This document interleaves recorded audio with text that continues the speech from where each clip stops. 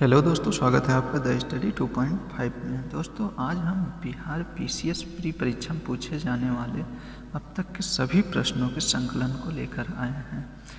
आप देखेंगे ये प्राचीन इतिहास का मैं इस वीडियो में प्राचीन इतिहास कवर कर रहा हूँ। अगले वीडियो में हम सभी सब्जेक्टों को ऐसे क्रम वाइज कवर करेंगे। इसमें आपको सभी पीसीएस के जितने भी पेपर हुए हैं अब तक सभी का हल है।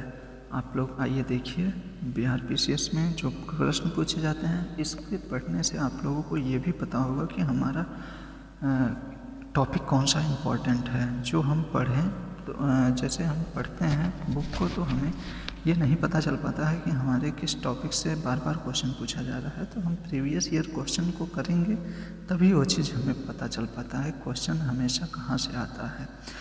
तो आइए देर किए बगैर ये क्वेश्चन पे आते हैं कि भारत में पशुपालन एवं कृषि के प्राचीनतम साक्ष्य प्राप्त हुए हैं। तो देखा ये कहाँ प्राप्त हुए हैं, तो मेहरगढ़ में प्राप्त हुए हैं। ठीक है, किस युग को कैकोलिथ युग कहा जाता है, तो ताम पाषाण युग को कैकोलिथ युग कहा जाता है। सिंधु सभ्यता किस युग में पड़ता है, तो आद्य ऐतिहासिक युग में पड़ता है। सिंधु घाटी सभ्यता की सबसे महत्वपूर्ण विशेषता क्या थी, तो इसकी महत्वपूर्ण विशेषता नगर नियोजन, पक्की ईंट से बनी इमारतें थी। ठीक है, सिंधु घाटी सभ्यता का बंदरगाह लोथल था। किस हड़प्पा कालीन स्थल से टेराकोटा का हल प्राप्त हुआ है, तो बनावली से प्राप्त हुआ है। किस हड़प्पन नगर में जूते हुए खेतों के निशान मिले हैं, तो कालीबंगा से मिले हैं। 14वीं सदी ईसा पूर्व का बोगज कोई अभिलेख क्यों महत्वपूर्ण है, तो यहाँ से प्राप्त अभिलेखों में वैदिक देवताओं एवं देवियों का नामोल्लेख प्राप्त होता है, इसलिए यह बोगजकोई अभिलेख इम्पोर्टेंट है। आइए अगले प्रश्न पे चलते हैं। तो प्रसिद्ध 10 राजाओं का युद्ध किस नदी के तट पर लड़ा गया था, तो ये परुशड़ी नदी के तट पर लड़ा गया था। आधुनिक काल में इसे रावी नदी कहा जाता है। ऋग्वेद का कौन सा मंडल सोम को समर्पित है, तो 9वां मंडल सोम को समर्पित है। गायत्री मंत्र किस पुस्तक में मिलती है, तो ऋग्वेद में मिलती है। अब गायत्री मंत्र कभी कभी ये भी क्वेश्चन पूछता है कि किस मंडल में मिलता है, तो ये 3रे मंडल में मिलता है। ऋग्वेद के 3रे मंडल में गायत्री मंत्र का उल्लेख हुआ है। अब आइए अगले प्रश्न पे चलते हैं। किस भारतीय दर्शन ने परमाणु सिद्धांत का प्रतिपादन किया था, तो वैशेषिक ने किया था। और महावीर स्वामी का जन्म कहाँ हुआ था, तो कुंडग्राम वैशाली में महावीर स्वामी का जन्म हुआ था। महावीर स्वामी का मृत्यु किस नगर में हुआ था, तो पावापुरी राजगृह में हुआ था। ठीक है,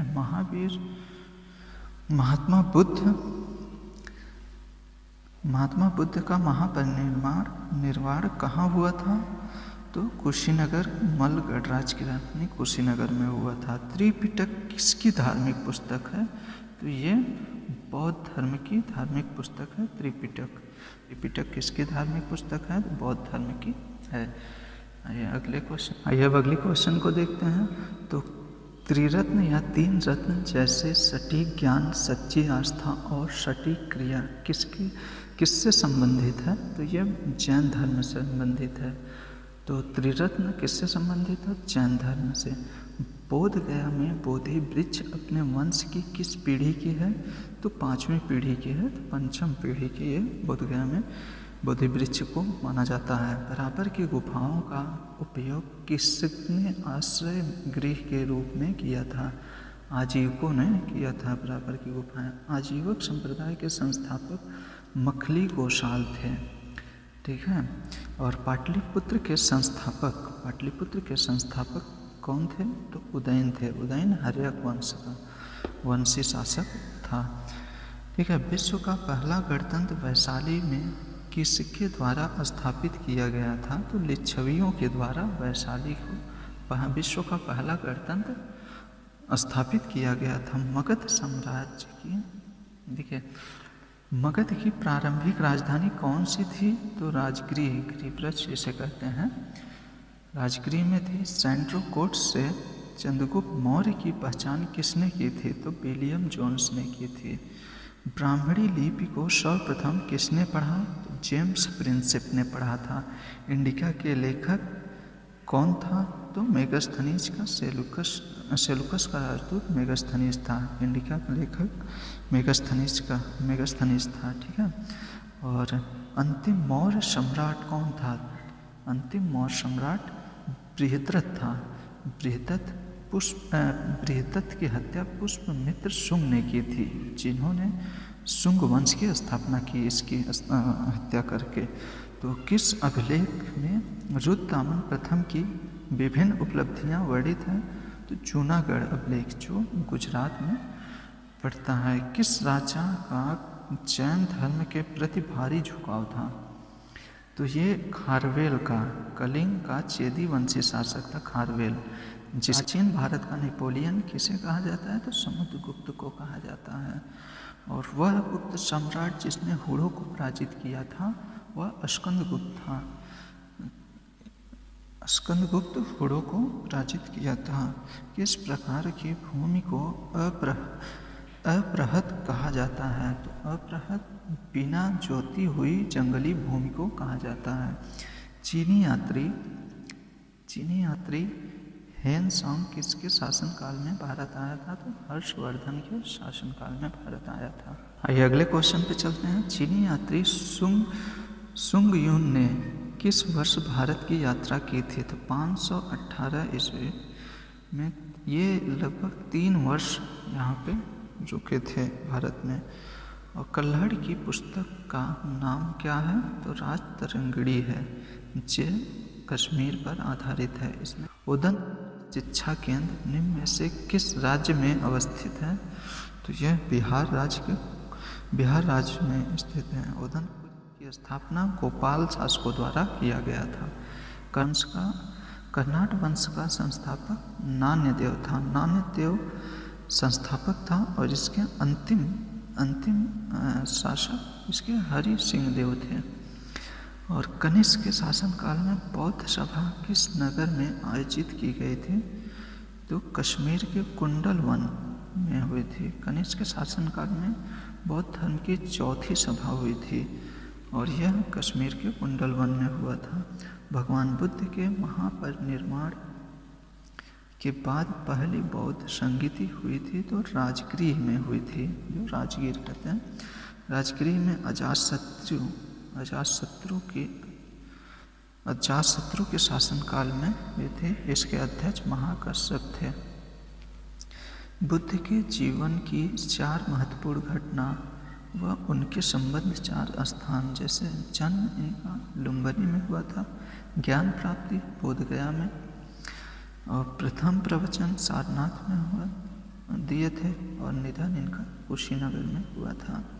तो इनके जन्म से रिलेटेड, ज्ञान प्राप्ति से, और प्रथम प्रवचन और निधन, ये सभी चारों को आपको देख लेना। ये मैचिंग के थ्रू पूछता रहता है, तो ये पूछा हुआ क्वेश्चन है। आइए देखते हैं। बोधगया में महाबोधि मंदिर किसने बनवाया था? जहाँ पे बुद्ध को ज्ञान की प्राप्ति हुई थी वहाँ पर बोधि मंदिर अशोक द्वारा निर्माण करवाया गया था। अशोक द्वारा निर्मित कराया गया था। ठीक है। बुद्ध को एक देवता का स्थान किस राजा के युग में प्राप्त हुआ था? कनिष्क के शासनकाल में चौथी बौद्ध संगीत में 2 खंडों में बौद्ध संगीत विभाजित हो गई थी, जो एक महायान और हीनयान। महायान वाले बुद्ध को देवता का स्थान दिए थे। ठीक है। तो आइए अब 16 महाजनपदों की सूची किस ग्रंथ में उपलब्ध है? तो अंगुत्तर निकाय में है। प्राचीन महाजनपद मगध की प्रथम राजधानी कौन सी थी? तो यह राजगृह, पाटलिपुत्र राजगृह में स्थित है। दूसरा इसकी राजधानी पूछा जाता है तो उदयन के द्वारा पाटलिपुत्र स्थानांतरित किया गया था मगध की राजधानी। ठीक है। और वैसे प्राचीन इसकी देखा जाए तो राजगृह में था। नंद वंश के पश्चात मगध पर किस राजवंश ने शासन किया? तो मौर्य वंश ने किया था। चंद्रगुप्त मौर्य 345 ईसा पूर्व में मौर्य वंश की स्थापना किया था। किसके ग्रंथ में चंद्रगुप्त मौर्य का विशिष्ट रूप से वर्णन हुआ है? तो विशाख दत्त के मुद्रा राक्षस में हुआ है। मगध का कौन सा राजा सिकंदर महान का समकालीन था? तो धनानंद था। महापद्म नंद वंश का अंतिम शासक था। अष्टप्रधान का गठन किसने किया था? तो शिवाजी ने किया था। ये अगले क्वेश्चन की ओर चलते हैं। तो किस मौर्य राजा ने दक्कन की विजय प्राप्त की थी? तो चंद्रगुप्त मौर्य थे। वह अभिलेख जिससे यह प्रमाणित होता है कि चंद्रगुप्त का प्रभाव पश्चिम भारत पर पड़ा था। तो रुद्रदामन का जूनागढ़ अभिलेख से यह प्राप्त होता है कि चंद्रगुप्त मौर्य का प्रभाव पश्चिम भारत पर था। अशोक के शासनकाल में बौद्ध सभा किस नगर में आयोजित की गई थी? तो पाटलिपुत्र में की गई थी। इसके अध्यक्ष मोगलीपुत्र थे। और प्राचीन भारत की कौन सी लिपि दाहिने से बाईं ओर लिखी जाती थी? तो यह खरोष्टी लिपि थी। प्राचीन भारत में दाहिने से बाईं ओर लिखे जाने वाली लिपि खरोष्टी थी। अशोक के धम्म का मूल संदेश क्या था? तो शांति और अहिंसा, बड़ों का सम्मान, धार्मिक सहनशीलता इसका मूल संदेश था। वह स्तंभ कौन सा है जिसे अशोक ने स्वयं को मगध का सम्राट बताता है? तो भब्रू स्तंभ, जिसे बैराट स्तंभ भी कहा जाता है। अपने शिलालेखों में अशोक सामंतक किस नाम से जाने जाते हैं? तो प्रियदर्शी के नाम से जाने जाते हैं। कौटिल्य की पुस्तक अर्थशास्त्र किस विषय पर आधारित है? तो राजनीति, मतलब राजनीति के नीतियों पर आधारित है। और मेगास्थनीज ने भारतीय समाज को कितने श्रेणियों में विभाजित किया है? तो 7 श्रेणियों में विभाजित किया है। मेगास्थनीज की पुस्तक कौन सी है? तो इंडिका है। इंडिका में मेगास्थनीज ने बताया भारतीय समाज 7 श्रेणियों में विभाजित थी। वो 7 श्रेणी कौन से थी? तो दार्शनिक, कृषक, पशुपालक, कारीगर, योद्धा, निरीक्षक और सभासद थे। वह स्रोत जिसमें पाटलिपुत्र के प्रशासन का वर्णन उपलब्ध है तो वह इंडिका है। इंडिका मेगास्थनीज की पुस्तक इंडिका है। पाटलिपुत्र को किस शासक ने सर्वप्रथम अपनी राजधानी बनाई थी? तो उदयी, हर्यक वंशी शासक उदयी ने पाटलिपुत्र को सर्वप्रथम अपनी राजधानी राजगृह से स्थानांतरित कर पाटलिपुत्र बनाई थी। किस शासक ने सर्वप्रथम व्यापक पैमाने पर स्वर्ण मुद्रा का प्रचलन किया था? तो बीमा कटफिशस कुषाण वंशी शासक ने किया था। बीमा कटफिशस ने। शुंग वंश के बाद किस वंश ने भारत पर राज किया था? तो कर्ण वंश ने किया था। आइए अब अगले प्रश्न की ओर आते हैं। कौन सा बंदरगाह गुप्त काल में उत्तर भारतीय व्यापार के लिए उपयोग किया जाता था? तो ये ताम्रलिप्ति बंदरगाह, ये बंगाल में पड़ता है। ताम्रलिप्ति बंदरगाह उत्तर भारत के लिए व्यापार के लिए उपयोग किया जाता था। किस शासक वंश ने मंदिरों एवं ब्राह्मणों को सबसे अधिक ग्राम अनुदान में दिया था? तो गुप्त वंश के शासक ने दिया था। किसने पहली बार यह व्याख्या की थी कि पृथ्वी के अपनी धुरी पर घूमने के कारण प्रतिदिन सूर्योदय एवं सूर्यास्त होता है? तो आर्यभट्ट ने कहा था।